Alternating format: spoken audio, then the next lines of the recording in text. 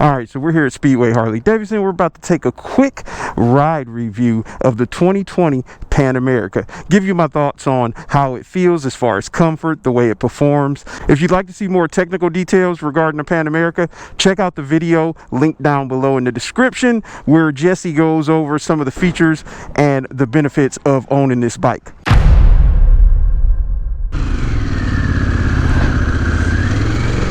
So first things first, this Pan America does come with the adjustable ride height.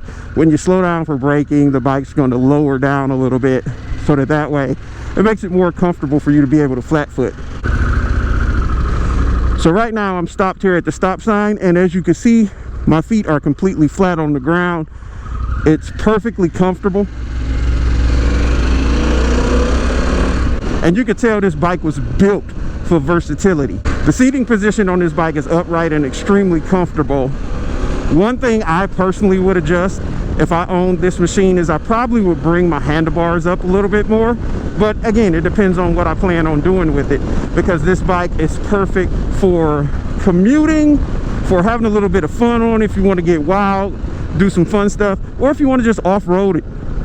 It has plenty of ride modes, and one thing I can notice, because I have ridden the previous year Pan America, the display here is a lot easier to see, and I think that has to do with the fact that they make the widgets and the display, like the items on the display, a little bit larger. As far as how it performs, you can tell that, excuse the wind, it's very windy today, but you can tell that that Revolution motor is putting out plenty of torque to get you out of a tough situation, or if you just want to be able to accelerate quickly.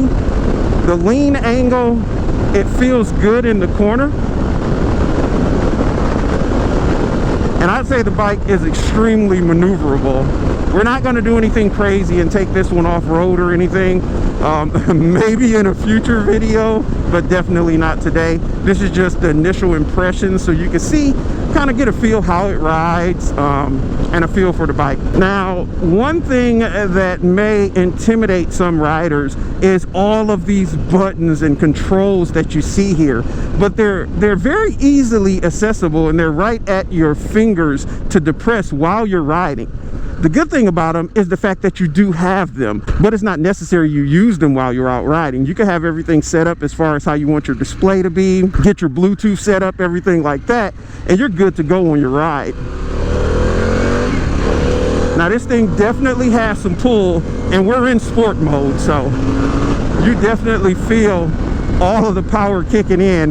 One thing that is different from your traditional Harley-Davidson is the fact that it does have that chain drive, and that chain is going to make it a lot more reliable when you're off-roading, things like that. It's going to hold up a little bit better.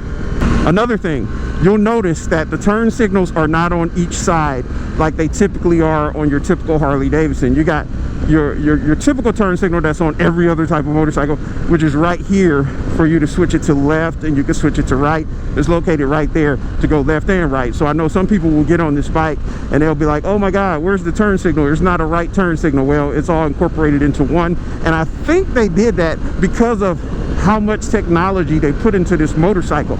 Like, this is a technology powerhouse in this thing. It has different rider modes. You have rain mode, you have road mode, you have sport mode, and then you have a few custom modes that you can set up on the bike as well. This one has the ride height adjustability, where again, it lowers down when you're at a stop, or when you need to get on it, and it raises back up as you accelerate and take off.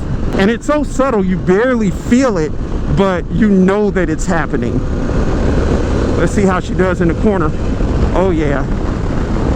The bike handles tremendously, but like me riding it isn't going to be the same as you riding it. I feel like you have to throw a leg over this thing to see how it feels, so that way you can experience what I'm feeling right now on it. And I'm not even doing anything crazy. Like, it's just a comfortable ride. I feel like I could take this thing across country, or I could take it off-roading and do some adventure riding with it, because the bike feels lightweight.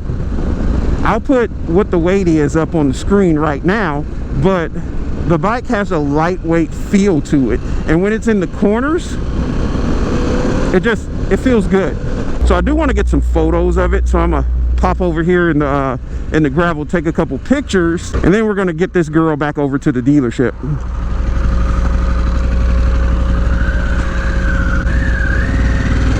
They just shined her up, so I don't want to get her all dirty or anything, so we're gonna be very subtle pulling up into this gravel, get a couple photos. Very subtle. We'll move extremely slow. I just feel like photos of her in her natural environment is sometimes a good thing, you know? So one thing I want you to do is take a look at the styling of this machine. This is Harley's first crack at an adventure motorcycle, and they hit it on the nail.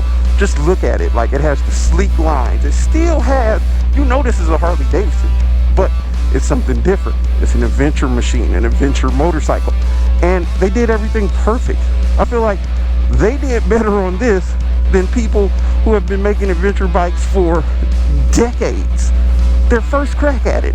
So just imagine what else they're gonna bring to us. That 1250 Revolution Max motor is a beast. It's a monster.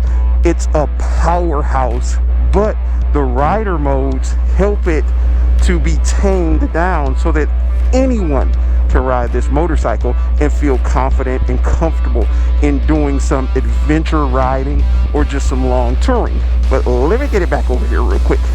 Immediately when you swing a leg over, I mean, I don't know if you can see the display, but it's even telling me that my side stand is down. Warning, be careful, don't start it up, don't try to go anywhere, your side stand's down, buddy.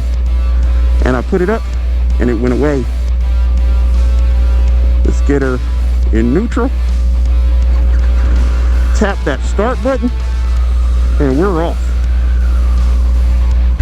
The Pan America is one of those motorcycles you just have to see in person.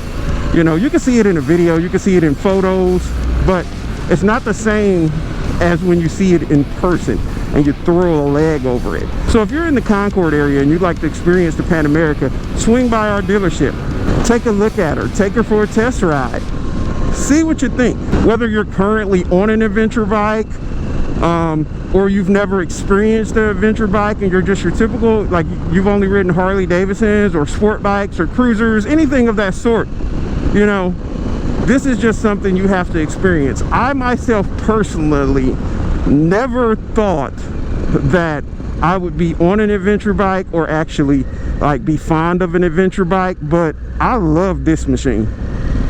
And I'm not just saying that because I work here either. I really like this Pan America. But what we want from you is we want you to comment down below any questions that we didn't answer in these two videos. If you have not seen the first video where Jesse's going over some of the details of the bike, definitely make sure you check that out and comment down below any questions you have whatsoever regarding the Pan America. I'll try to get Jesse back in another video to answer those questions, since he actually specifically owns a Pan America, so he has quite a bit of experience with this machine.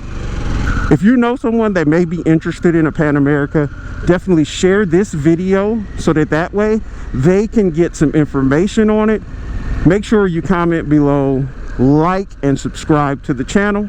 Check us out on Facebook as well as Instagram. That's where we be posting photos as well as little clips and short fun videos. But I'm about to pull her back in and I will see y'all in that next video.